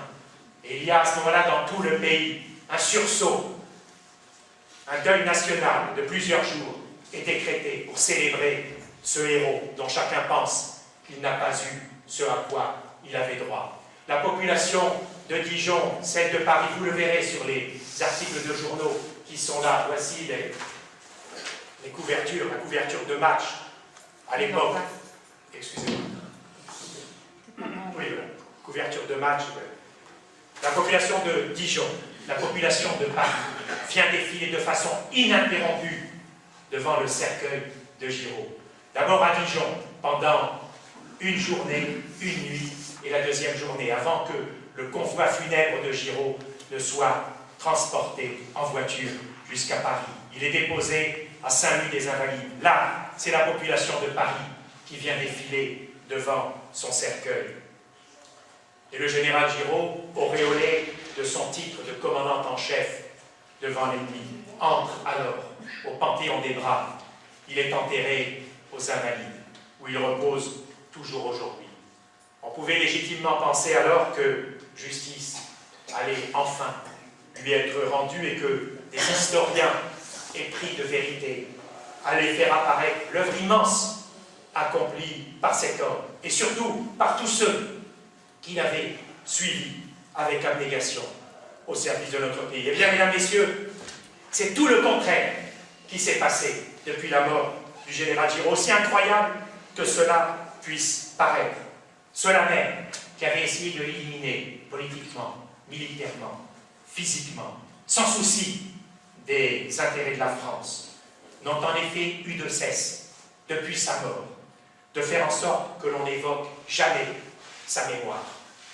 Alors certes, je dois reconnaître que les circonstances politiques n'ont pas été très favorables, parce qu'il faut reconnaître que le retour au pouvoir sur la scène politique en 1958 du général de Gaulle n'était pas fait pour favoriser une vision apaisée de ce qui avait fait la querelle entre ces deux officiers généraux, parce que vous l'aurez bien compris, c'était évidemment pas simplement le heurt de deux fortes personnalités, c'était deux conceptions fondamentalement différentes de l'exercice du pouvoir que le destin avait mis de façon tragique entre leurs mains qui les opposaient. Et mon propos, soyez-en sûrs, ne vise absolument pas, même si je peux en choquer certains, mais enfin, la vérité doit être dite.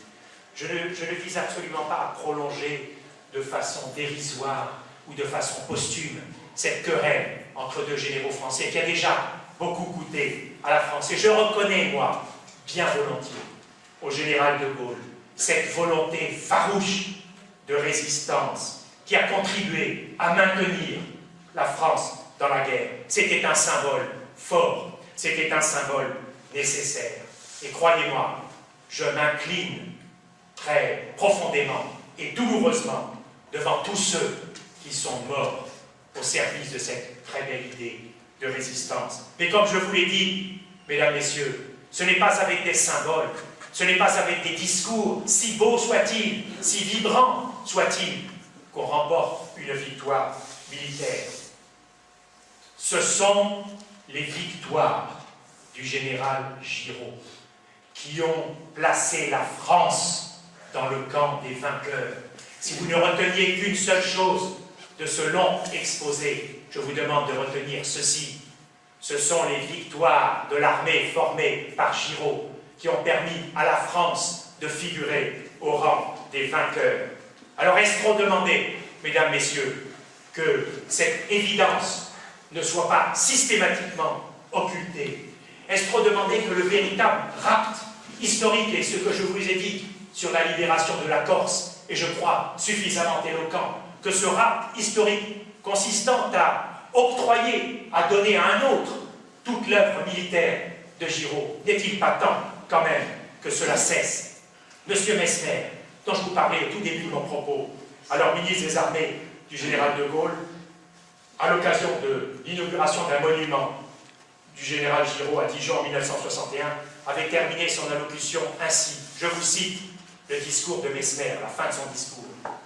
Si le général de Gaulle, nous sommes en 1961, et c'est une date qui compte, si le général de Gaulle, président de la République, si le gouvernement ont voulu être représentés ici, et être représentés par le ministre des Armées, c'est d'abord parce qu'ils tiennent à honorer la vertu militaire d'un chef prestigieux. C'est aussi parce que le général d'armée Henri Giraud est une personnalité exemplaire et que le respect qu'il a toujours inspiré mérite d'être exalté. Écoutez bien ce qui suit. C'est à juste titre qu'en le citant à l'ordre de la nation et en lui conférant la médaille militaire, le gouvernement le désignait à la veille de sa mort comme le libérateur de la patrie.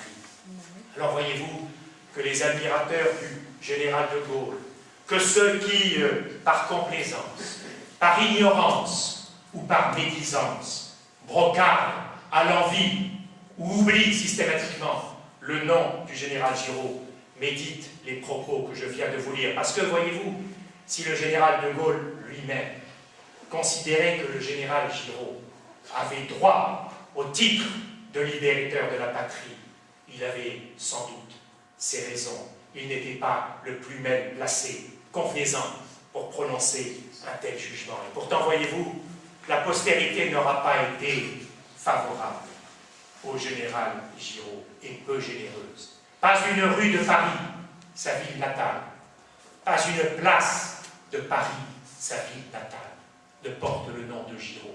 Pire, pas une promotion de Saint-Cyr ne porte le nom de cet officier d'exception.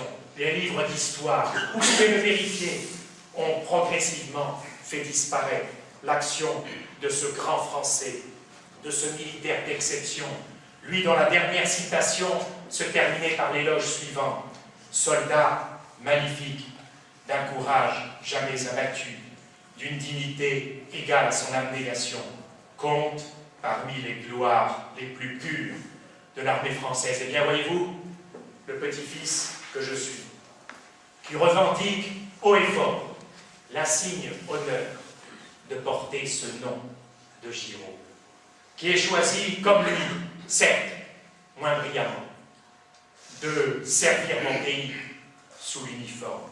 Je considère qu'il est aujourd'hui de mon devoir de redonner au général Giraud la place qui lui revient dans l'histoire de notre pays. Mais comprenez-moi bien, il ne s'agit nullement de réhabilitation du général Giraud. Le général Giraud n'a nul besoin d'être réhabilité. Il s'agit simplement de rétablir la vérité.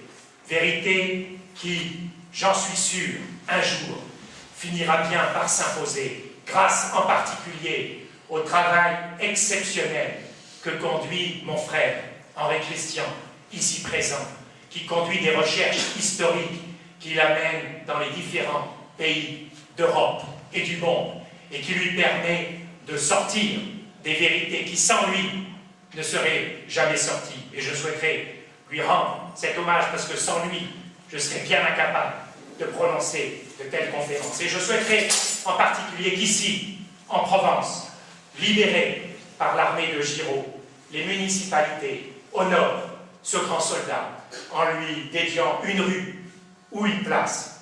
Lui qui avait fait sienne la merveilleuse devise du maréchal de Faber. Si pour empêcher qu'une place que le roi m'a confiée ne tombât aux mains de l'ennemi, il me fallait mettre sur la brèche ma personne, ma famille ou mon bien, je n'hésiterai pas un seul instant à le faire. Mesdames, Messieurs, je vous remercie.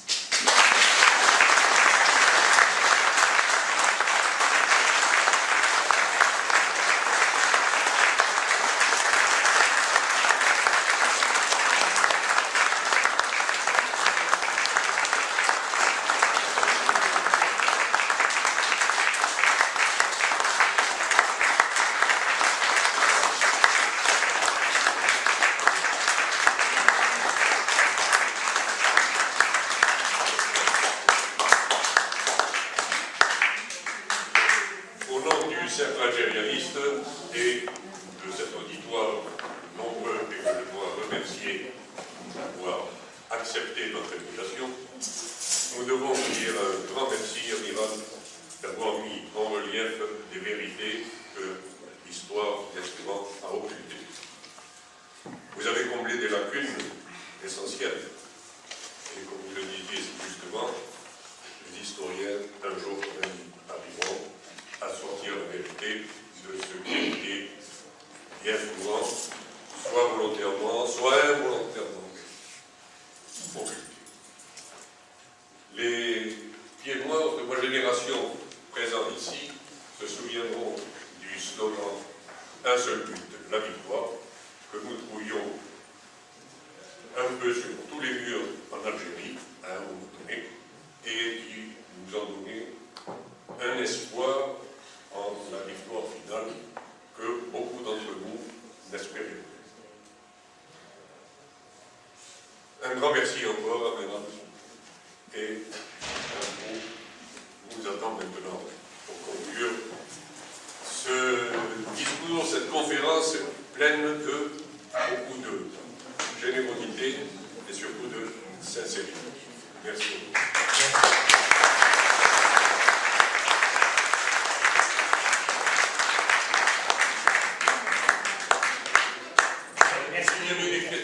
Voilà, juste un mot. Vous avez la chance d'avoir aujourd'hui ici Henri Christian, mon frère, qui lui a écrit des livres à la fois sur la période que je viens de décrire, et donc je répète que sans lui je serais bien incapable de la décrire de cette façon-là, et qui vient aussi, on l'a dit en début de conférence, d'être lauréat du prix du Cercle algérianiste 2013 pour le dernier livre qu'il a écrit. Il vient d'en sortir un autre qui va sortir dans quelques semaines, mais donc son dernier qui est Chronologie d'une tragédie gaulienne, qui elle raconte toute une autre période, mais à laquelle je pense que votre public il doit être très sensible également, qui est toute la période de 58 à 62. Donc n'hésitez pas au moment du pot, parce que moi je pense que je vous ai assommé avec tout ce que j'ai dû vous dire, mais Henri Christian peut vous donner des éléments concrets sur cette période-là, qu'il a aussi magnifiquement décortiqué par une chronologie. J'inviterai tous ceux, je vais le gêner Henri Christian parce que je connais sa modestie, mais j'inviterai tous ceux qui veulent connaître cette période à lire ce livre, parce qu'il l'a fait avec une chronologie tous les jours.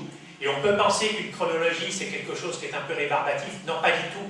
C'est une clé formidable de compréhension et il explique parfaitement bien comment on est arrivé à ce drame absolu de 1962 que nous traînons encore aujourd'hui. En tout cas, merci beaucoup. J'avais un public, manifestement, je le voyais dans les regards, qui m'était sans doute acquis d'avance, peut-être à quelques exceptions près, et à ces exceptions-là, qui sont peut-être dans cette salle, qui se sont absentées en cours de conférence. Je voudrais simplement dire que je ne veux polémiquer avec personne, je ne veux choquer personne, je ne veux faire de peine à personne, parce que chacun a droit au respect des convictions. Je serai vraiment le dernier à négliger cet aspect des choses. Chacun a droit au respect de ses convictions. Simplement, je pense que 70 ans après, on peut dire certaines choses, et que à l'âge que j'ai, si je ne les dis pas, plus personne ne les dira. Donc c'est pour cela que nous nous autorisons, Henri Christian et moi et d'autres, à le faire. Mais je redis encore que ceux qui ont pu être choqués, je le comprends tout à fait dans leur conscience ou dans ce qu'ils connaissaient de cette période, ne m'en veuillent pas, simplement qu'ils recherchent à ce moment-là dans les quelques livres d'histoire intéressants qui vont sortir, notamment une très belle biographie sur le général Giraud. Il va d'abord y avoir une première partie qui va sortir, et c'est le livre auquel je faisais allusion en janvier. Henri Christian vient de sortir un livre sur les grandes bataille du capitaine Giraud pendant la Première Guerre mondiale, parce que résumer la vie de Giraud en un seul volume, c'est un peu compliqué, ça devient réducteur. Donc il a choisi, et je pense que c'est très, très bien, on fait la guerre de 14, puisque la guerre de 14 est à l'ordre du jour, donc il va y avoir un grand livre qui va sortir sur le capitaine Giraud. Je vous engage à le lire quand il sortira en janvier. Et ensuite, alors le grand livre, la grande biographie qu'Henri Christian va nous sortir d'ici un an ou un an et demi, je pense, sur le général Giraud, et qui permettra de remettre certaines pendules à l'heure. Merci beaucoup.